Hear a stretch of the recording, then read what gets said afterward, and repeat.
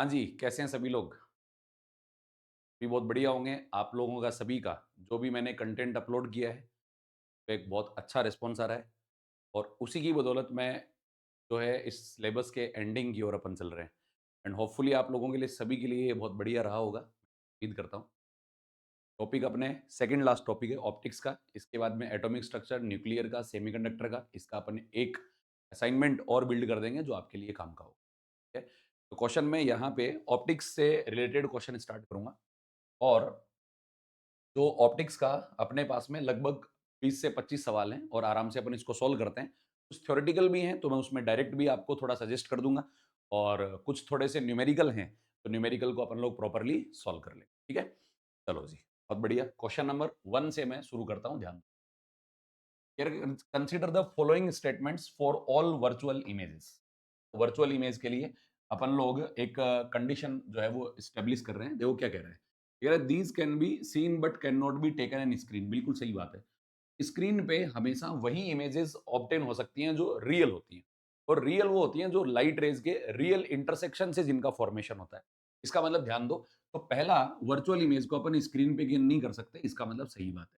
ये कह रहे हैं दीज आर एफेमेरल का मतलब होता है शॉर्ट लाइव्ड, का मतलब ऐसा नहीं है कि बनेंगे और गायब हो जाएंगे, ऐसी कोई बात नहीं है। तो अपने पास में इसको तो अपन नहीं मानेंगे, ठीक। मतलब जो बनेगी वो हमेशा एग्जिस्ट करेगी, लंबे टाइम तक एग्जिस्ट करेगी, ऐसा नहीं है एक बार बनी और गायब होगी, ऐसा कुछ नहीं। These are always equal in size as that of object, ये भी गलत बात है। कारण क्या है, देखो जैसे अपने पास में कॉन्वेक्स और कॉन्केव मिरर होता है, तो कॉन्केव मिरर क्या करता है, रियल ऑब्जेक्ट के लिए वर्चुअल इमेज बनाता है। अब देखो ज्यादा डिटेल में मैं नहीं बताऊंगा, जिसका कंटेंट पढ़ा हुआ है, जिसको एग्जाम के फाइनल प्रिपरेशन के स्टेज पे, मैं उसके लिए बातें कर रहा हूँ कि ज्यादा मैं बता सकता था, लेकिन अब इस टाइम शायद बताना मेरे लिए समझदारी का काम नहीं। मैं कह रहा हूँ कॉन्केव मिरर जो होता है वो रियल ऑब्जेक्ट के लिए वर्चुअल इमेज बना सकता है, बट ये वर्चुअल इमेज जो होती है वो ऑलवेज लार्ज साइज होती है, ठीक है। और जो अपने पास में कॉन्वेक्स मिरर होता है, वो कॉन्वेक्स मिरर जो होगा वो वर्चुअल ऑब्जेक्ट के लिए वर्चुअल इमेज बनाता है। और ये सारी कैटेगरी पॉसिबल होती है, स्मॉल साइज भी पॉसिबल है, लार्ज साइज भी पॉसिबल है, सेम साइज भी पॉसिबल है। इसका मतलब किसी एक स्टेटमेंट पे अपन ऐसा नहीं बोल सकते। नेक्स्ट देखो, these can be formed either using convex और कॉन्केव। जैसा कि मैं बोल चुका हूं कि वर्चुअल इमेज कॉन्वेक्स से भी बना लो, चाहे कॉन्केव से बना लो, चाहे प्लेन मिरर से बना लो, तीनों से पॉसिबल है। तो स्टेटमेंट 1 एंड 4 जो होगा वो करेक्ट होगा। नीचे इसमें ऑप्शन मेंशन नहीं करेंगे, मल्टीपल चॉइस क्वेश्चन था, तो दो ऑप्शन अपने पास में करेक्ट हो सकते हैं। होपफुली समझ आ गई होगी बात। बहुत बढ़िया। नेक्स्ट देखो, नेक्स्ट क्या कह रहा है, बात सुनना। ये कह रहा है as shown in the diagram a hollow lens made of very thin glass. चलो ठीक है, बहुत लेयर से बना हुआ है, having refractive index equal to 1.5 glass का है, can be filled with air. इसके अंदर अपन हवा भर सकते हैं, रिफ्रैक्टिव इंडेक्स 1 है। अपन इसके अंदर वाटर भर सकते हैं, उसके अंदर अपन CS2 भर सकते हैं जिसका रिफ्रैक्टिव इंडेक्स 1.6 है। अपन बोल रहे हैं which of the following thoughts may be adopted if the lens is to be used as a divergent. देखो एक बात सोचना, डाइवर्जेंट लेंस उसको बोलते हैं जिसका फोकल लेंथ नेगेटिव होता है।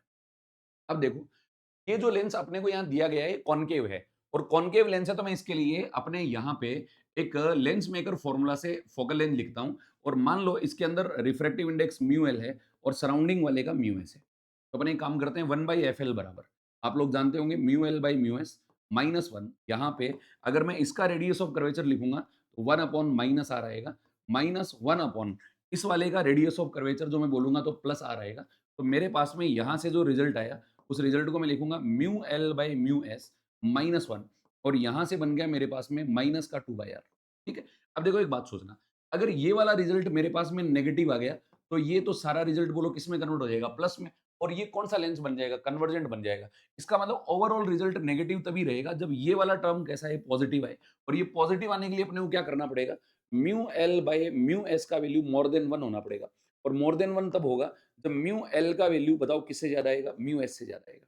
तो देखो लेंस का रिफ्रैक्टिव इंडेक्स कौन से में जाता है, तो पहले तो मैं एक काम करता हूं, सबसे ज्यादा रिफ्रैक्टिव इंडेक्स बोलो किसका है, इसका CS2 का 1.6 के बराबर आ रहा है। ठीक है, तो अपन एक काम करते हैं, इसमें अगर या तो मैं ऐसे बोलूं, देखो लेंस के अंदर वाटर भर के एयर में रख दो, या मैं ऐसे बोल सकता हूं ये भर करके किसके अंदर रख दो, वाटर में रख दो, या ये भर करके एयर में रख दो। तो ऐसी कंडीशन अपने पास पॉसिबल है, तो अपन ने बोल सकते हैं पहले वाले में, या थर्ड ऑप्शन देखो, the lens is filled with CS2 and immersed in water. इसका मतलब लेंस का रिफ्रैक्टिव इंडेक्स म्यू एस से क्या हो जाएगा, ज्यादा हो जाएगा। और ये किसकी तरह बिहेव करेगा, नेगेटिव फोकल लेंथ, जिसको अपन लोग बोल सकते हैं डाइवर्जेंट लेंस होगा। तो अपने पास ऑप्शन जो करेक्ट होगा वो कौन सा होगा, थर्ड होगा।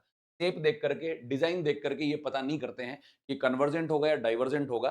कन्वर्जिंग लेंस का मतलब होता है ऑलवेज फोकल लेंथ पॉजिटिव होगा, और डाइवर्जेंट लेंस का मतलब होता है ऑलवेज फोकल लेंथ जो आता है वो नेगेटिव आता है। ओके जी, बहुत बढ़िया। नेक्स्ट क्वेश्चन देखो, अच्छा थोड़ा सा टेक्निकल सवाल है। चलो भाई, थर्ड वाले पे भी बात करते हैं, क्या कह रहे हैं देखो। L1 और L2 अपने पास में दो लेंस है ना, प्लेनो कॉन्वेक्स लेंस है। मटेरियल का रिफ्रैक्टिव इंडेक्स है म्यू 1 और म्यू 2 के बराबर। चलो मैं एक काम करता हूँ, सबसे पहले प्लेनो कॉन्वेक्स लेंस लिया मैंने, ये वाला लेंस ले लिया L1, रिफ्रैक्टिव इंडेक्स म्यू 1 है, और इसका रेडियस ऑफ कर्वेचर पहले वाले का C दिया हुआ है, ठीक है। और दूसरा जो लेंस मेरे पास में गिवन है, वो दूसरा लेंस मैं ये बोल देता हूँ कि भी अपने पास में इसका रेडियस ऑफ कर्वेचर 2C के बराबर है, ठीक है। और रिफ्रैक्टिव इंडेक्स बताओ किसके बराबर है, म्यू 2 के। तो सबसे पहले मैं इसका फोकल लेंथ लिखता हूँ, 1/f1 बराबर, बोलो क्या लिखें, म्यू 1 माइनस 1, और यहां पर आ जाएगा प्लेन सरफेस का तो इनफाइनाइट होता है, माइनस 1 अपॉन इसका माइनस सी होगा। तो मैं माइनस और माइनस को प्लस कर देता हूँ, 1/इनफाइनाइट 0। तो 1/f1 का वैल्यू मेरे पास आया म्यू 1 माइनस 1 अपॉन में बन गया सी के बराबर, ठीक है भाई। चलो ऐसे इसके लिए लिखते हैं, तो अपने पास में 1/f2 का जो वैल्यू आएगा वो म्यू 2 माइनस 1, और अगर इस पूरे को ऐसे ही सोल्व करता हूं तो अपॉन में मेरे पास एक वैल्यू बच जाएगा 2C के बराबर। ये दोनों की इंडिविजुअल फोकल लेंथ आ गई, अलग अलग फोकल लेंथ आ गई। अब ये क्या कह रहा है देखो, बात सुनो। ये कह रहा है कि अपने पास में the two lenses are put in contact to form a convex lens. क्या देखो, बात सुनो। अगर मैं इन दोनों को एक दूसरे के कांटेक्ट में रख देता हूं, तो कांटेक्ट में रखने से कॉम्बिनेशन का फोकल लेंथ जो होगा वो चेंज हो जाएगा, और कॉम्बिनेशन का फोकल लेंथ बोलो किसके बराबर आएगा, 1/f1 प्लस 1/f2 बराबर मेरे पास में आ गया 1/f इक्विवेलेंट के बराबर। बोलो भाई 1/f1 कितना था और 1/f2 कितना था, दोनों में से कॉमन कौन है? कॉमन तो मेरे पास में 1/c कॉमन आ गया, और 1/c कॉमन आया तो बताओ यहाँ पे कौन बचेगा? यहाँ पे मेरे पास वैल्यू बच गया म्यू 1 माइनस 1 प्लस का, यहाँ जो वैल्यू मेरे पास आएगा उसको मैं लिख सकता हूँ म्यू 2 माइनस 1 डिवाइडेड बाई 2। ये कंडीशन मेरे पास में यहाँ से बन गई। अगर मैं इसका एलसीएम लेता हूँ तो मेरे पास में 1/c, यहाँ बच जाएगा 2 म्यू 1, 2 एलसीएम बोलो कहाँ पर आ जाएगा, बाहर आ जाएगा, 2 म्यू 1 बच गया, माइनस का 2 हो गया, यहाँ म्यू 2 आ गया, तो मैं डायरेक्ट लिख देता हूँ 2 म्यू 1 प्लस का म्यू 2 माइनस का 3। ऐसा कंडीशन अपने पास में बन गया, और ये किसका कंडीशन है, 1/f इक्विवेलेंट का है। मतलब इस कॉम्बिनेशन की इक्विवेलेंट फोकल लेंथ इतनी आएगी। लेकिन क्वेश्चन में थोड़ा सा चेंज कर दिया, क्या कह रहे हो, क्या कह रहा है, the equivalent refractive index mu of the biconvex lens will be। ये कह रहा है कि आपने जो ये कॉम्बिनेशन बनाया ना, इसमें म्यू 1 है और इसमें म्यू 2 है, और दोनों की कॉम्बिनेशन से ये फोकल लेंथ आई। तो ये कह रहा है कि आप दोनों का कॉम्बिनेशन मत करो, आप एक काम करो, इन दोनों के अंदर कोई ऐसा एक इक्विवेलेंट मीडियम भर दो जिसका रिफ्रैक्टिव इंडेक्स म्यू इक्विवेलेंट के बराबर है, और इसका जो फोकल लेंथ है वो भी इसके बराबर है। तो इसका फोकल लेंथ बोलो, मैं बराबर लिखूंगा तो कैसे लिखूंगा, मैं लिखूंगा 1/f इक्विवेलेंट बराबर, यहाँ से अपने पास आएगा म्यू इक्विवेलेंट माइनस 1, और मैं ये अगर लिखना शुरू करूंगा तो ये तो आया 1/c माइनस का 1/-2c, तो ये प्लस 2c में कन्वर्ट हो जाएगा, इसका 2c एलसीएम आ जाएगा। अब ये 1/f इक्विवेलेंट और ये 1/f इक्विवेलेंट दोनों अपन बराबर रख देंगे, तो अपने पास में जो रिलेशन बचेगा वो बचेगा 3 म्यू बराबर 2 म्यू 1 प्लस म्यू 2। मतलब कहने का मतलब ये हुआ, जो इनके कॉम्बिनेशन से फोकल लेंथ बन रही है, क्यों ना ये फोकल लेंथ किसी रिफ्रैक्टिव इंडेक्स का लेंस लेके बनाया जाए। तो इसी के अंदर अपन ने एक मीडियम भर दिया जिसका रिफ्रैक्टिव इंडेक्स मैंने म्यू इक्विवेलेंट मान लिया, तो इसका फोकल लेंथ और कॉम्बिनेशन का फोकल लेंथ दोनों बराबर आने चाहिए। इसी को अपन इक्विवेलेंट बोलते हैं, क्योंकि इक्विवेलेंट का मतलब होता है रिप्लेसमेंट ऑफ द लेंस होता है। बोलो कौन होता है, रिप्लेसमेंट ऑफ द लेंस को जो होता है वो रिप्रेजेंट करता है। Is clear? चलो जी, बहुत बढ़िया। अब एक बात सोचना ध्यान से, आगे क्वेश्चन नंबर 4 पे चलते हैं। क्वेश्चन नंबर 4 क्या, देखो ध्यान दो। With regard to Huygens principle of secondary wavelet following statements are given. तो देखो मल्टीपल करेक्ट हो सकता है। ये कह रहा है it can be used to find the speed of light, बिल्कुल कर सकते हैं। जैसे मान लो कि अपने इंसिडेंट वेव फ्रंट आया, रिफ्रेक्टेड वेव फ्रंट आया, उनके साइड्स का रेशियो ले लिया तो अपन स्पीड निकाल सकते हैं। प्रूफ ऑफ रिफ्रैक्शन जब अपन करते हैं, रिफ्लेक्शन करते हैं, तो पहला भी पॉसिबल है। It can explain the Snell's law, बिल्कुल कर सकता है। रिफ्रैक्शन प्रूव कर सकता है। It can be used to find the subsequent position of wave front, बिल्कुल सही बात है। एक किसी टाइम बाद में अगर वेव फ्रंट की पोजीशन निकालनी हो तो अपन क्या एक्सप्लेन करते हैं, medium particles new light source की तरह बिहेव करते हैं। तो वेव फ्रंट के प्रोपगेशंस को तो ये एक्सप्लेन करता है। तो किसी भी टाइम इंटरवल के बाद में वेव फ्रंट की नई पोजीशन निकाल सकते हैं। तो अपन ये तीनों स्टेटमेंट को करेक्ट मानेंगे। All three A B C and are correct, है ना, चारों को करेक्ट, सॉरी तीनों स्टेटमेंट करेक्ट। ओके जी, थ्योरेटिकल क्वेश्चन है तो ज्यादा कुछ सोचना नहीं था। ये भी थ्योरेटिकल आ गया। क्या कह रहा है देखो ध्यान दो। ये कह रहा है a parallel beam of monochromatic light. देखो मोनोक्रोमेटिक, इसका मतलब इसका लेमडा सेम है, इसके लिए रिफ्रैक्टिव इंडेक्स सेम होगा।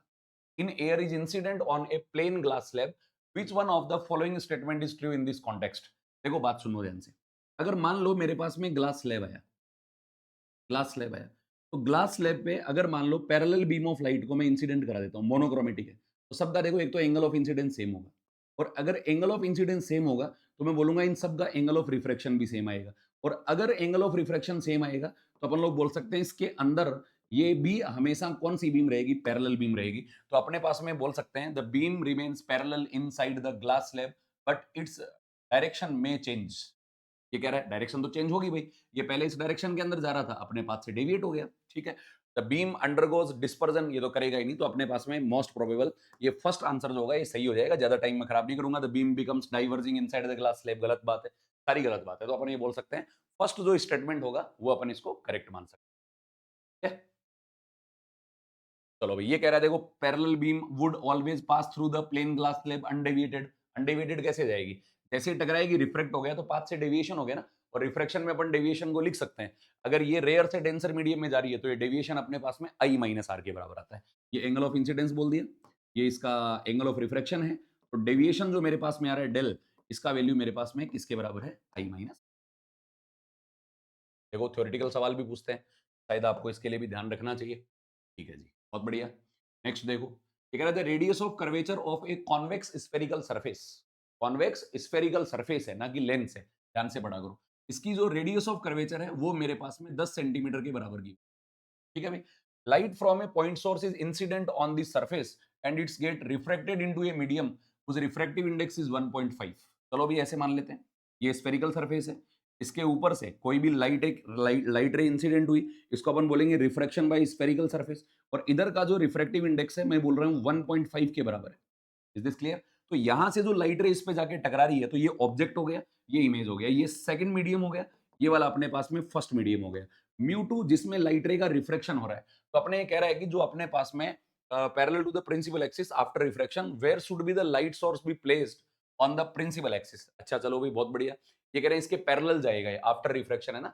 If the beam is expected to travel parallel to the principal axis, है ना, parallel to the principal axis जाएगा, इसका मतलब इमेज कहां पर बनेगा, इनफाइनाइट पे बनेगा। तो मैं ऐसे बोल देता हूं mu two upon infinite minus का, यहाँ पे अपने पास में म्यू वन बोलो कौन है, एयर है ना, डिवाइडेड बाय यू का वैल्यू बोलो कितना है अपने पास में, यू तो अपने को निकालना है, चलो बहुत बढ़िया, बराबर यहाँ मैं लिखूंगा mu two minus mu one, मैं यहाँ से लिख देता हूँ 1.5 माइनस का 1 डिवाइडेड बाय आर का वैल्यू बताओ भाई, रेडियस ऑफ कर्वेचर कितना है, 10 है, तो स्फेरिकल सरफेस का ये रेफरेंस पॉइंट है और सेंटर इधर एग्जिस्ट करेगा, तो इसकी डिस्टेंस को मैं पॉजिटिव लिख दूंगा, तो मेरे पास में जो वैल्यू आ गया +10 के बराबर है। ठीक है भाई, तो अगर इस वैल्यू को अपन लोग लिखना चाहें तो मेरे पास में ये वैल्यू आ गया माइनस का 1/u, क्योंकि इनफाइनाइट वाला तो जीरो हो गया, और इसको अगर मैं लिखूंगा तो ये वैल्यू बचेगा मेरे पास में 1.5 माइनस 1 है, तो अपने पास में 0.5 मतलब 1/2 हो गया, तो अपन लोग बोल सकते हैं प्लस का 1/2 इंटू में आ गया 10, तो अपन लोग बोलेंगे 1/20 आया, तो u का वैल्यू अपने पास में -20 सेंटीमीटर है। माइनस ये कह रहा है कि सरफेस के सामने रखा होगा, इसका मतलब रियल ऑब्जेक्ट होगा, तो अपन ये बोल सकते हैं सरफेस से इसका जो डिस्टेंस होगा वो 20 सेंटीमीटर के बराबर होगा। लाइट बीम पैरेलल जाने का मतलब होता है, अगर ऑब्जेक्ट इंसिडेंट पैरेलल से आती है तो अपन बोलते हैं ऑब्जेक्ट इनफाइनाइट पे है, और रिफ्रैक्टेड या रिफ्लेक्टेड पैरेलल जाती है तो अपन बोलते हैं इमेज जो है वो कहां पर बनेगा, इनफाइनाइट पे। मजा आ गई जी बात सभी को? Next question, question number 7। क्या बोल रहा है देखो, बात सुनो। ये कह रहा है metallic tank as shown in the figure is filled with a liquid whose properties are not known. अपने को पता नहीं है प्रॉपर्टीज क्या है, डेंसर है, रेयर है, कोई बात नहीं है। An observer whose eyes are in level with the top of the rectangular tank, चलो इसके लेवल में है, is just able to see the corner A। अच्छा इसको देख सकता है, इसको देख सकेगा तो ऐसा होगा, देखो यहां से जाने वाली लाइट रे जो अपने पास होगा वो इस सरफेस के अलोंग जानी चाहिए। इसका मतलब ये जो यहाँ का एंगल ऑफ इंसिडेंस होगा, ये वाला angle of incidence critical angle के बराबर है, बराबर आएगा क्रिटिकल एंगल। अच्छा ये वाला एंगल अगर क्रिटिकल हो गया तो मैं बोल सकता हूँ ये वाला एंगल भी मेरे पास में कौन से एंगल के बराबर आ गया, क्रिटिकल एंगल के बराबर आ गया। ठीक है भाई, just able to see the corner A, what could be the refractive index of the liquid. चलो भाई बहुत बढ़िया, इस लिक्विड का अपने को रिफ्रैक्टिव इंडेक्स फाइंड आउट करना है। चलो, तो यहां से अगर मैं सबसे लास्ट वाली कंडीशन अगर बोलना चाहूं तो मैं ऐसे बोल सकता हूं, अगर यहां से लाइट रे जा रही है तो अपन अगर just able to see the corner point A को, अगर ये जस्ट एबल टू सी है ना, जस्ट एबल टू सी, इसका मतलब अपन लोग ये बोल सकते हैं कि यहाँ पे टोटल इंटरनल रिफ्लेक्शन की कंडीशन आएगी। पैरामीटर अपने को दिया हुआ नहीं है, शायद यहाँ पे मिसिंग है, इसकी डिस्टेंस 4 मीटर के बराबर है, इसके बराबर है 4 मीटर। और तो कोई कंडीशन बनेगी नहीं, तो मैं एक काम करना पड़ेगा मुझे, इस लाइट रे को यहाँ इंसिडेंटेड मानना पड़ेगा, यहाँ पे मानना पड़ेगा। तो ये वाला एंगल मेरे पास में क्रिटिकल एंगल के बराबर आ गया। और क्रिटिकल एंगल जो होता है ना साइन सी, तो साइन सी का वैल्यू 1/म्यू के बराबर होता है। अब सी का वैल्यू अगर मैं कैलकुलेट करूँगा, क्योंकि बीच में मेरे पास कुछ कोऑर्डिनेट ऐसा है नहीं, तो ये 4 हो गया और ये 3 हो गया। तो मैं बोल सकता हूँ ये वाली वैल्यू 5 के बराबर है, और अगर ये वाला एंगल मेरे पास में सी के बराबर होगा, तो ये वाला एंगल भी पूरा बताओ किसके बराबर होगा? सी के। और साइन सी का वैल्यू बोलो क्या आता है? ये सी हो गया, तो ये परपेंडिकुलर हो गया और ये हाइपोटेन्यूज हो गया। तो अपन लोग बोल सकते हैं जो मेरे पास में साइन सी का वैल्यू है, वो साइन सी का वैल्यू आ गया मेरे पास, ये डिस्टेंस तो 4 हो गई और ये वाला कितना हो गया? 5 हो गया। तो 4/5 के बराबर आ गया। और 4/5 की अगर मैं बात करता हूँ, तो मेरे पास में जो ये तो साइन सी इक्वल्स टू 1/म्यू होता है ना, तो 1/साइन सी का वैल्यू आ गया 5/4। तो म्यू का वैल्यू मेरे पास में आ गया 5/4 के बराबर, और 5/4 के बराबर आएगा तो 1 आ गया, उसके बाद में 2 आ गया, 1.25 आंसर इसका आ जाएगा। ऑप्शन नंबर कौन सा होगा? फोर्थ होगा। बीच में मैं इसलिए नहीं मान सकता क्योंकि मेरे पास ऐसे कुछ कोऑर्डिनेट नहीं गिवन है, डिस्टेंसेस नहीं गिवन है, जिसकी वजह से मैं एंगल्स वगैरह को फाइंड आउट कर पाऊंगा। तो ये कंडीशन जो है ना बेटा, ये टोटल इंटरनल रिफ्लेक्शन का है, टीआईआर। क्लियर? बहुत बढ़िया। नेक्स्ट देखो, क्वेश्चन नंबर अपने पास में है 8। क्या गिवन है ध्यान देना। अगर N astronomical telescope is focused on a distant star, distant star, if the distance between the objective and the eyepiece is 2.75 and the power of the eyepiece is 4 diopter, the magnifying power of the telescope will be। Telescope का अपने को magnifying power calculate करना है। अब बात सुनो देखो सारे ध्यान से। मैं कह रहा हूं N astronomical telescope is focused on a distant star if the distance between the objective lens and the eyepiece is 2.75 meter and the power of the eye lens is 4 diopter, the magnification power of the telescope is। देखो अपन एक काम करते हैं, power इसका आई piece का 4 dioptre दिया ना, तो फोकल लेंथ अपने पास में आएगा 1/p। मैं इसको बोल दूंगा 1/4 बोल दिया अपन, ठीक है। और 1/4 बोलेंगे तो अपने पास ये आएगा 0.25 मीटर आएगा। 1/4 का मतलब 0.25 मीटर के बराबर। और 0.25 मीटर आएगा तो इसको मैं बोल सकता हूं कि भाई अपने पास में ये मीटर में है और लेंथ इसका 2.75 है। और जो डिस्टेंट स्टार को अगर फोकस करता है, दोनों लेंसेज के बीच की जो डिस्टेंस होती है, तो यहां तक का डिस्टेंस तो एफ नोट होता है, और इधर से बनेगा तो F note plus F E इसका टोटल ट्यूब लेंथ होता है। कारण क्या देखो, यहाँ फाइनल इमेज कहां बनेगा ये तो अपने को माना नहीं है, तो अपन ने इसकी नॉर्मल एडजस्टमेंट की कंडीशन माने। नॉर्मल एडजस्टमेंट क्या होता है? फाइनल इमेज अगर इनफाइनाइट पे बने, तो देखो यहां अगर कोई बॉडी डिस्टेंस पे होगी, डिस्टेंट ऑब्जेक्ट होगा, तो बहुत ज्यादा डिस्टेंस से आएगा तो इमेज बनेगा फोकस पे। और अगर ये भी अपनी फाइनल इमेज इनफाइनाइट पे बनाता है, तो यहां से इसका डिस्टेंस ही बोलो कितना होगा? एफ ही होगा, मतलब आई लेंस का फोकस पॉइंट होगा। तो टोटल लेंथ कितना हो गया? एफ नोट प्लस एफ ही आ गया। ठीक है भाई, तो अपने पास में मैं बोल देता हूं एफ नोट प्लस एफ ही का जो वैल्यू है वो 2.75 के बराबर है। ठीक है भाई, तो मेरे पास में जो वैल्यू आएगा एफ नोट का, इसको मैं बोल सकता हूं 2.75 माइनस का 0.25। तो मेरे पास में जो ये वैल्यू बच गया, ये बच गया 2.50। ना बचा 2.50 के बराबर बच गया। 2.50 के बराबर बचेगा तो मैं मैग्निफिकेशन की जो वैल्यू लिखता हूं, तो ये माइनस का एफ नोट बाई एफ ही होता है। तो ये मेरे पास आ गया 2.50 बटे में इसका वैल्यू आ गया 0.25 के बराबर। ठीक है भाई, दोनों हटेंगे तो अपन लोग ये काम करते हैं, ये वैल्यू आ गया 10 के बराबर।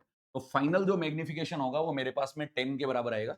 ऑप्शन नंबर तो अच्छे हैं भाई, ये थोड़ा सा पढ़ भी लेना। और जनरली ये टॉपिक आप लोगों का क्या रहता है? कमजोर रहता है, वीक रहता है। ठीक है, इसलिए थोड़ा सा फॉर्मूले वगैरह पे, थोड़े से कंसेप्ट्स पे, अगर मैं आप लोगों के लिए इतना कर रहा हूँ बिना किसी पर्पज के, मेरा कोई इसके अंदर कोई स्वार्थ नहीं है, तो तुम लोगों को भी थोड़ा सा बड़े डेडिकेशन के साथ में जो मैं बोल रहा हूँ उसके अकॉर्डिंग रिवाइज करना चाहिए, है ना। चलो जी, नेक्स्ट क्वेश्चन देखो, क्वेश्चन नंबर है 9। क्या बोला गया है बात सुनो। ये कह रहे थे image distance v is plotted against the object distance u। v और u में ग्राफ बनाया for a concave mirror of focal length f। Which of the following graph correctly represent the variation of v versus u as u is varied from 0 to infinity? कौन सा mirror है पहले तो ये देखो ध्यान से, कॉनकेव मिरर है, तो ये मान लिया अपन ने। अब देखो एक बात सोचना, मैं कह रहा हूं ये वाला पॉइंट तो जीरो है, उसके बाद में मेरे पास पॉइंट आएगा फोकस, उसके बाद आएगा सेंटर ऑफ कर्वेचर, उसके बाद आएगा इनफाइनाइट। ये कह रहा है कि मैंने ऑब्जेक्ट को जीरो से इनफाइनाइट चलाया, इसका मतलब मैं इस वाली डिस्टेंस को पॉजिटिव मान रहा हूं, तो फिर मेरे पास में इधर वाली डिस्टेंस बनेगी नेगेटिव। है ना? एक बार इसको मैं पॉजिटिव मान लेता हूँ क्योंकि 0 से पॉजिटिव मान रखा है इसने, तो कोई दिक्कत नहीं। तो अगर मैं u बदलूँगा तो u 0 से इनफिनिट जाएगा, तो बीच में डिस्टेंस फोकस के बराबर भी आएगी। एक बात मुझे पता है कि अगर ऑब्जेक्ट 0 पे होगा तो इमेज भी 0 पे बनेगी। अब अगर ऑब्जेक्ट को मैं यहाँ रखता हूँ तो ये ऑप्टिकल सेंटर और फोकस के बीच में है, इसके लिए हमेशा वर्चुअल इमेज आती है। और जैसे-जैसे ये फोकस पर जाएगा, वैसे-वैसे इमेज भी 0 से माइनस इनफिनिट की तरफ चली जाएगी। मैं कह रहा हूँ ऑब्जेक्ट कहाँ से कहाँ के बीच है? ऑप्टिकल सेंटर और फोकस के बीच है। तो अगर यहाँ पे ऑब्जेक्ट होता है तो वर्चुअल इमेज बनता है। तो अगर मैं u को पॉजिटिव लूँगा तो v नेगेटिव होगा। और अगर मैं ऑब्जेक्ट को 0 पे रखता हूँ तो इमेज 0 पे, और मैं इसको फोकस पे ले आता हूँ तो इमेज कहाँ बनता है? इनफिनिट पे। इसका मतलब पहली स्टेप तो ये होगी कि अगर ऑब्जेक्ट चलेगा 0 से f तक तो इमेज चलेगा 0 से माइनस इनफिनिट तक। 0 से माइनस इनफिनिट तक ये पॉसिबल नहीं है। क्योंकि यहाँ भी v पॉजिटिव दे रखा है। This is also not possible. ये स्ट्रेट लाइन कभी बनता नहीं है 1/v और 1/u के अंदर ग्राफ जो बनता है। बिल्कुल सही बात है सर। तो अपने पास में ये कंडीशन आ गया। देखो ऑब्जेक्ट कहाँ से कहाँ जा रहा है? u से f तक। इमेज कहाँ से कहाँ तक जा रही है? 0 से लेके इनफिनिट तक, है ना? ये इनफिनिट तक चला गया। अब देखो इसके बाद क्या होता है? जैसे ही ऑब्जेक्ट इधर आता है ना, फोकस और सेंटर ऑफ कर्वेचर के बीच में, तो जैसे ही फोकस के जस्ट इधर आएगा, तो ये थ्योरी में मैं पढ़ाता भी हूँ, वो ढंग से ग्राफ व्राफ बनाते हैं। तो जैसे ही इधर आएगा तो इमेज दोबारा से इधर ही आ जाएगी, मतलब प्लस इनफिनिट की तरफ आ जाएगी। तो ये फोकस हल्का-सा भी डिस्टर्ब होते ही इमेज माइनस इनफिनिट से पहुँच गई प्लस इनफिनिट पे। अब अगर ऑब्जेक्ट चला जाएगा इनफिनिट पे, तो इमेज दोबारा कहाँ जाएगी? अपने पास में ये बोल सकते हैं कि इस वैल्यू को अगर अपन लोग बोलते हैं u अगर यहाँ से इनफिनिट पे चला गया, देखो बात सुनना ध्यान से सारे। तो जैसे ही u का वैल्यू इससे थोड़ा-सा ज़्यादा होगा, तो अपन लोग ये बोल सकते हैं कि इमेज जो आएगी, वो इमेज के फ्लक्चुएशन ऐसे आएँगे, तो अपने पास में कंडीशन कौन-सा बन जाएगा? ऑप्शन नंबर 1 जो है, वो अपने पास में करेक्ट आंसर। ऑप्शन 1 जो होगा, वो कौन-सा आंसर होगा? Correct answer. समझ आ गई होगी बात शायद सबको? कोई दिक्कत नहीं है, पहले से ही पकड़ लो, कोई दिक्कत नहीं है। यहाँ पे देखो u अगर इनफिनिट पे आएगा, तो इमेज अपने पास में कहाँ पे बनेगी? फोकस पे बनेगी। सिंपल बात है। तो अगर अपन इन बदलाव को देखते हैं u और v वाले को, तो पहले वाले कंडीशन से अपन चेक कर लेंगे ना, 0 से अगर f आएगा तो इमेज कहाँ से कहाँ तक फ्लक्चुएट कर जाएगा? 0 से माइनस इनफिनिट पे कर जाएगा, और u जैसे ही हल्का-सा f से आगे जाएगा, f से थोड़ा-सा आगे जाएगा, तो मैं बोल सकता हूँ इमेज दोबारा कहाँ पर आ गई बताओ? इनफिनिट पे। इमेज कहाँ पर आ गई? इनफिनिट पे, और फिर आगे की कंडीशंस तो वैसे चलती रहती हैं, तो कोई बड़ी बात नहीं है। ठीक है जी? नेक्स्ट देखो। नेक्स्ट अपने पास में क्वेश्चन नंबर 10। कह रहा है विच of the following phenomenon can not provide colours from white light? देखो इंटरफेरेंस में डार्क एंड ब्राइट फ्रिंज बनती हैं, रिफ्रैक्शन में बन सकती हैं, पोलराइजेशन में नहीं बनती हैं, डिस्पर्जन में बन, क्योंकि इनमें तो फ्रिंजेस बनती है ना अलग अलग कलर की। मल्टीपल कलर लाइट रे डालोगे, मोनोक्रोमेटिक नहीं होगी, तो फ्रिंजेस बनती हैं, अलग अलग कलर का फॉर्मेशन होता है। ठीक है जी? क्वेश्चन नंबर 11 है, क्या कह रहा है देखो ध्यान दो। The light ray of different colours do not converge eight A point after passing through a converging lens, this defect is called, इसको बोलते हैं क्रोमेटिक एबेरेशन बोला जाता है। क्या बोलते हैं इसको? क्रोमेटिक एबेरेशन बोलते हैं। क्या होता है देखो बात सुनो। जैसे मान लो ये अपने पास में कोई कॉन्वेक्स लेंस है, और कॉन्वेक्स लेंस पे अगर मैं कोई व्हाइट लाइट डालता हूँ, तो व्हाइट लाइट में मल्टीपल कलर्स हैं, विबग्योर में बोल देता हूँ, ठीक है? ये बोल दिया मैंने। तो लेंस में जो मीडियम भरा हुआ है, वो मीडियम अलग-अलग कलर के लिए अलग-अलग रिफ्रैक्टिव इंडेक्स बनाएगा, और अलग-अलग रिफ्रैक्टिव इंडेक्स बनाएगा तो मैं बोलूँगा 1/f बराबर म्यू l माइनस 1, और यहाँ पे अपने पास बनता है 1/r1 माइनस का 1/r2। तो ये तो वैसे ही फिक्स पैरामीटर है, इसके बारे में तो सोचने की आवश्यकता नहीं। जिसका रिफ्रैक्टिव इंडेक्स ज़्यादा होगा, उसका एक डिफरेंस ज़्यादा होगा, फोकल लेंथ कम होगी। तो रिफ्रैक्टिव इंडेक्स ज़्यादा कौन से कलर के लिए होता है?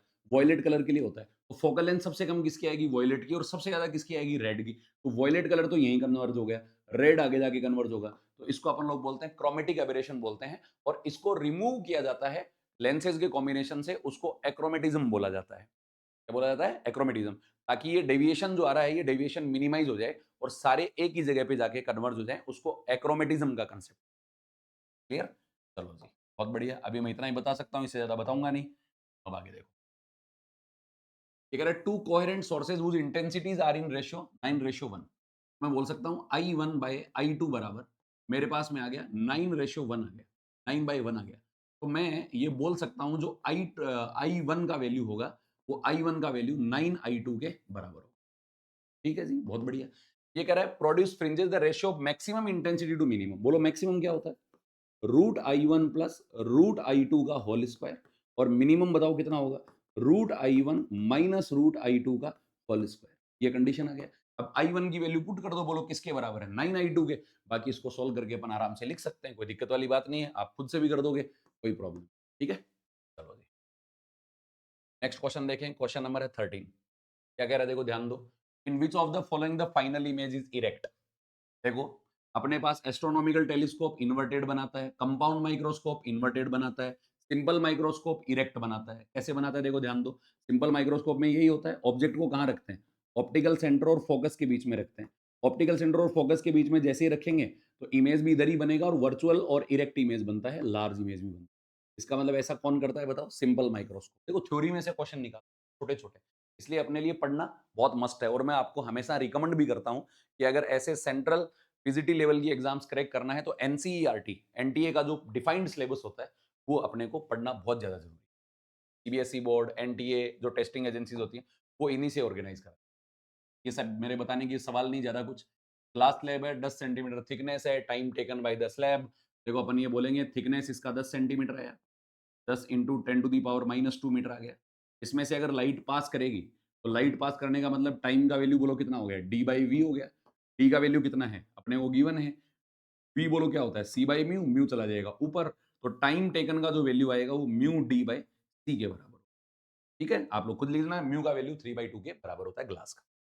ओके जी, क्वेश्चन नंबर है 15। क्या है, देखो ध्यान दो।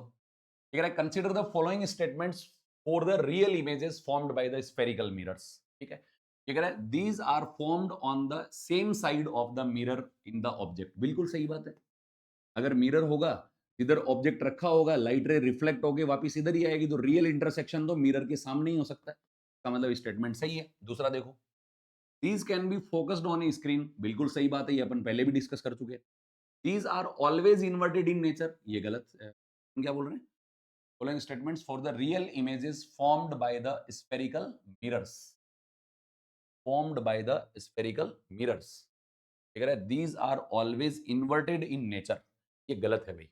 कैसे, देखो वर्चुअल ऑब्जेक्ट जो होता है ना, वर्चुअल ऑब्जेक्ट, ये वर्चुअल ऑब्जेक्ट के लिए रियल इमेज बनती है, वो रियल इमेज हमेशा इरेक्ट होती है। इसका मतलब वर्चुअल के लिए जो रियल बनेगी वो इरेक्ट आएगी, तो ऑलवेज इन्वर्टेड नहीं होगा, ये गलत हो जाएगा। Which of these statements are always true is given by, तो ए और बी ओनली। इसका मतलब ऑप्शन 2 होगा, करेक्ट होगा। इतनी डेप्थ की बात मैं बोल रहा हूँ ना, नॉर्मली बता रहा हूँ तो आपको ये आसान लग रही है, पढ़ते समय बहुत डेप्थ में आती हैं, कंसेप्ट्स की बातें हैं। बाकायदा अपन लोग इसके ऊपर बहुत अच्छा खासा टाइम स्पेंड करते हैं, तब जाकर के ये चीजें छोटी छोटी चीजें अपने क्लियर होती हैं। ठीक है जी, क्वेश्चन नंबर 16 देखो क्या कह रहा है। 16 कह रहा है the radius of curvature of a, ये नहीं कराऊंगा, आ चुका है क्वेश्चन पहले, आप लोग खुद से करें, रिपीटेड है बिल्कुल। क्वेश्चन नंबर 17 देखो, विच one of the following optical device does not use total internal reflection. Prism कर सकता है, ऑप्टिकल फाइबर कर सकता है, डायमंड कर सकता है। आप बोलोगे प्रिज्म कैसे करेगा सर, बिल्कुल कर सकता है। मान लो आपने ऐसे कोई फेस बनाया, इस पे लाइट रे एंटर करी और यहाँ पे मान लो मोर देन क्रिटिकल पे टकरा जाए, तो क्या हो जाएगा, टीआईआर हो जाएगा। सिंपल बात है, प्रिज्म से हो सकता है, ऑप्टिकल फाइबर से हो सकता है, डायमंड से हो सकता है, कंपाउंड माइक्रोस्कोप से नहीं होता है, तो ऑप्शन ये क्या हो जाएगा, करेक्ट हो जाएगा। 17 क्वेश्चन हो गया आपका। क्वेश्चन नंबर 18 देखो, अरे यार थ्योरेटिकल से सवाल दे रखे। देखो, विच one of the following phenomenon can be explained by using corpuscular theory model of light है। इसका मतलब होता है जो इस थ्योरी के अकॉर्डिंग जो होती है, वो लाइट एनर्जी जो है वो पार्टिकल्स के फॉर्म में ट्रेवल करता है, और ये पार्टिकल जो होता है ना स्ट्रेट लाइन बीम बनाते हैं, स्ट्रेट लाइन बनाते हैं। तो स्ट्रेट लाइन बनाते हैं तो इसको अपन लोग क्या बोलते हैं बताओ, रिफ्लेक्ट बीम बोलते हैं, लाइट रे बोलते हैं। और लाइट रे से अपन रिफ्लेक्शन पढ़ सकते हैं, डिफ्रैक्शन इंटरफेरेंस ये नहीं पढ़ सकते। तो अपन लोग अपने पास में ऑप्शन नंबर कौन सा आ जाएगा, बात समझ आ गई होगी शायद सबको, बहुत अच्छे। नेक्स्ट देखो, क्वेश्चन नंबर है 9। The objective lens of a refractive telescope has a focal length of 15 metre. What will be the angular magnification of the telescope if eyepiece of the focal length is 1 centimetre. देखो ध्यान दो, ये metre में है और ये centimetre में है। तो फोकल मैग्निफिकेशन अपन ने पहले भी कर दिया था, minus F naught by F ही होता है। अपने पास माइनस एफ नॉट का मतलब तो आ गया 15 मीटर है, इसका मतलब अपन लोग बोलेंगे 1500 डिवाइडेड बाई 1, मैग्निफिकेशन आ जाएगा अपने पास 1500 के बराबर, नेगेटिव में। ऑप्शन नंबर सेकंड करेक्ट हो जाएगा। ऐसे सवाल आ जाएंगे दूसरा, लेकिन है ना ऐसा आएगा नहीं। धीरे धीरे एग्जाम्स के लेवल बढ़ रहे हैं। कोई कमेंट में पूछ रहा था कि सर ऐसे ही क्वेश्चन आएंगे क्या, there is no certainty about what is going in the exam. कारण क्या है, पेपर बनाने वाला कैसा भी बना सकता है, कैसा भी बना सकता है, ईज़ी भी बना सकता है, डिफ़िकल्ट भी बना सकता है, कैसा भी बन सकता है ना? चलो अभी बहुत बढ़िया। तो एग्ज़ाम में क्या होने वाला है, गोइंग टू हैपन, ये अपने को नहीं पता है। मेरी बात तुम्हें इससे बहुत ढंग से अपने को चीज़ों को कवर करना चाहिए, क्वेश्चन्स अच्छे से करने चाहिए। मैं बार-बार रिकमेंड करता हूँ। अब तो टाइम ख़ैर आपका एग्ज़ाम के पास में आ गया है। एनसीईआरटी के सॉल्व्ड एग्ज़ाम्पल, थ्योरी, उसके जो अपने पास में ब्रीफ दे रखा होता है लास्ट में चैप्टर का, तो अपन लोग बोल सकते हैं उसके एक्सरसाइज़, उसके एडिशनल एक्सरसाइज़ अगर कुछ अच्छा करना है तो, बाकी तो तुक्के मारते रहो, दिक्कत वाली बात नहीं। क्वेश्चन नंबर 20 देखो भाई, ध्यान दो। In a signal slit diffraction pattern, signal slit diffraction pattern, parallel monochromatic beam of lambda given as 600 nanometer is incident normally on the slit. ठीक है, the resultant pattern is seen on a screen placed perpendicular to the direction of incident beam. What is the path difference between the rays coming from two edges of the slit at the first minimum? ये अपन जानते ही हैं यार, देखो ये जो slit अपन लोग बनाते हैं, थ्योरी के अंदर पढ़ते हैं, तो अपने पास बीच में एक सेंट्रल मैक्सिमा आता है, फर्स्ट मिनिमा आता है। वहां पे क्या होता है, दोनों एजेस से आने वाली जो बीम्स होती हैं, इनके बीच का जो पार्ट डिफरेंस होता है, वो मिनिमा की कंडीशन क्या होती है, एन लेमडा होता है।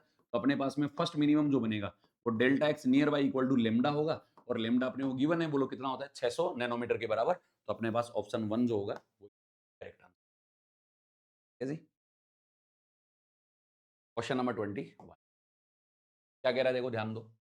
यंग डबल स्लिट एक्सपेरिमेंट है, सेपरेशन इसका मतलब डी बराबर 0.28 mm है, स्लिट सेपरेशन तो है, and the screen is placed 1.4 metre away, ये कैपिटल डी का वैल्यू है 1.4 मीटर के बराबर।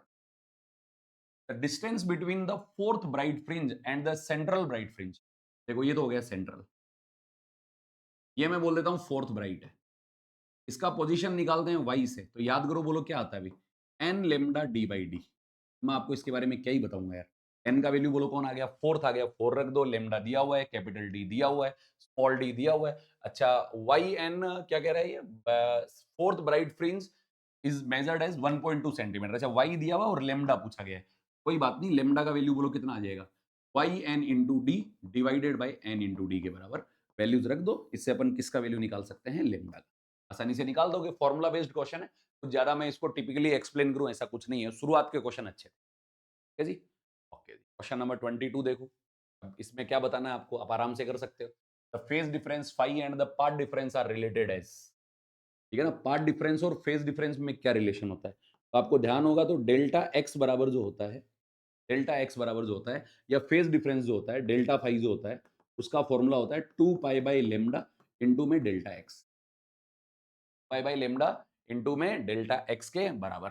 तो अपने पास ये वैल्यू आ जाएगा, फाइव बराबर टू लेम, ये बन गया ना अपने पास, फोर्थ बन रहा है 2 pi by lambda into delta x. जब अपन इसको कैलकुलेट करते हैं, वेव इक्वेशन बना करके फेज डिफरेंस निकालते हैं, तो ये आता है। और ऐसा ओनली एंड ओनली उन्हीं सोर्सेज के लिए आता है। थोड़ा एडिशनल बता देता हूं, जो नेचर में कोहेरेंट सोर्सेज होते हैं। कौन से होते हैं, कोहेरेंट। इनकोहेरेंट सोर्सेज में ऐसा पॉसिबल नहीं है, क्योंकि उनका जो ओमेगा होता है वो टाइम के साथ में वेरिएबल होता है, और phase difference point two point very करेगा, फिक्स नहीं करता है। इसलिए अपन कंडीशंस पढ़ते भी हैं इंटरफेरेंस वगैरह में, खैर वो तो डिटेल की बातें हैं, अलग बात। 23 देखो, ऑप्टिकल फाइबर बताओ किस पे वर्क करता है, टोटल इंटरनल रिफ्लेक्शन पे, क्या सवाल।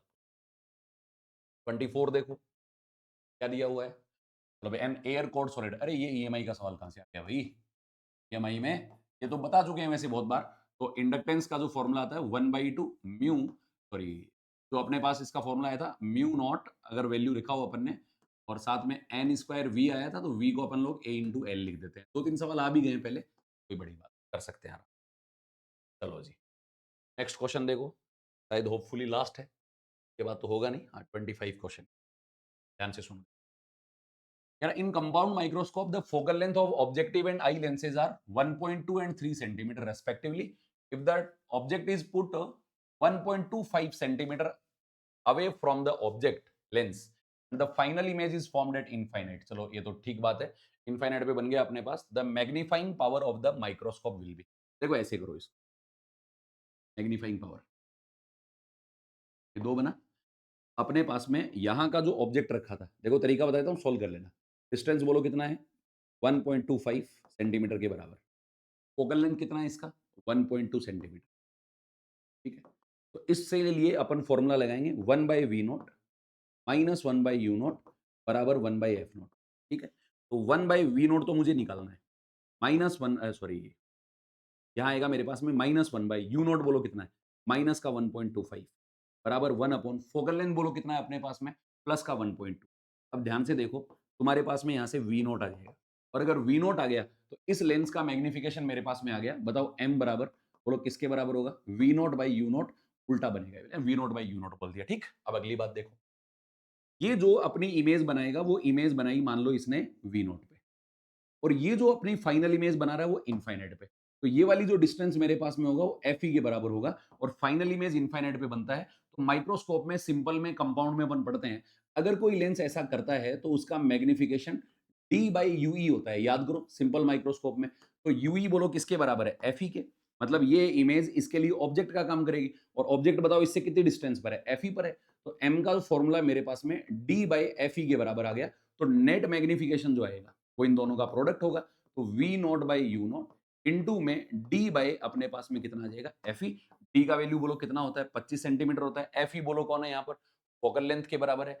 वी नॉट और यू नॉट अपन यहाँ से कैलकुलेट कर लेंगे। इससे अपने पास में कौन सा नजर। अब अगर आप ढंग से पढ़ते हो, ये आंसर निकाल के कमेंट में पहुंचे। ओके, एक टॉपिक और बचा है।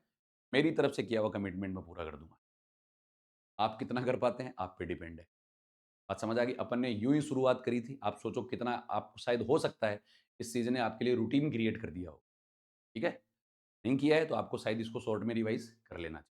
ये तैयारी अच्छी है। तो पीवाईक्यू अगर बड़े शॉर्ट वे में रिवाइज करना है तो बढ़िया, ना किताब खोलनी है ना कुछ और करना है, बढ़िया ढंग से कर लो। ओके, मिलते हैं अगले